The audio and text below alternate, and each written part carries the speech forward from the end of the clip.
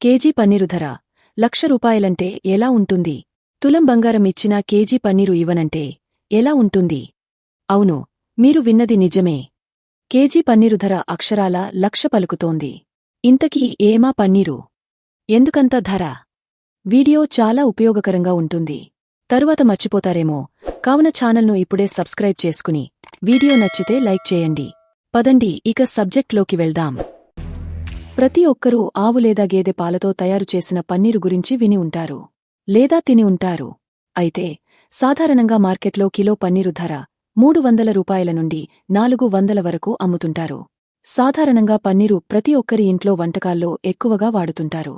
కాని ఇప్పుడు మీరు తెలుసుకోబోయే పన్నీరు ధర వింటే అవాక్కవ్వాల్సిందే, ఎందుకంటే ఈ పన్నీరు గాడిద పాలతో తయారు చేస్తారు. దీని ధర కిలోకు దాదాపు ₹1,00,000 ఉంటుంది. అవును, మీరు సరిగ్గానే విన్నారు. దీని ధర అక్షరాల 1,00,000 పలుకుతోంది. దీనికింత రేటెందుకు? ఇందులో ఏంటి ప్రత్యేకత? అసలు 1 కిలో జున్ను కోసం ఎవరైనా అంత డబ్బు ఖర్చు చేస్తారా అని ఆలోచించొచ్చు. గాడిద పాలని ప్రపంచవ్యాప్తంగా ద్రవ బంగారం అని కూడా పిలుస్తారు. కారణం ఏంటంటే ఈ పాలలో అద్భుతమైన పోషకాలు ఉన్నాయి.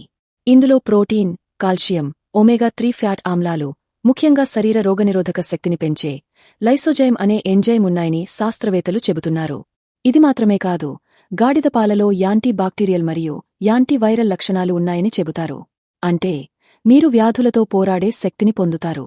రోమన్ రాణి క్లియోపాత్రా కూడా చర్మం మెరుపు కోసం ఈ పాలతో స్నానం చేసేదట.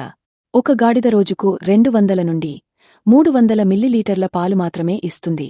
దీనర్థం 1 కిలో పాలు సేకరించడానికి చాలా గాడిదలవసరం అవుతాయి. అందుకే దాని ధర అంతగా ఉంటుంది. పాలని జున్నుగా మార్చడం అంత తేలికైన పని కాదు. అందుకే జున్ను తయారు చేసినప్పుడు దానిని బంగారం ధరకు అమ్ముతారు. ఇప్పుడు భారతదేశంలో కొన్ని స్టార్టప్లు గాడిద పాలపై పనిచేస్తున్నాయి.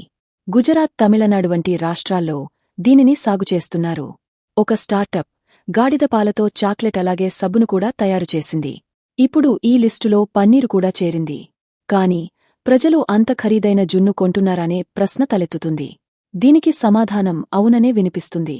దీనికి విదేశీ మార్కెట్లో మంచి డిమాండ్ ఉంది. ముఖ్యంగా యూరప్లోని ప్రజలు ఆరోగ్య విషయంలో గాడిద పన్నీరు వల్ల ఎన్నో లాభాలు ఉంటాయని అంగీకరిస్తున్నారు.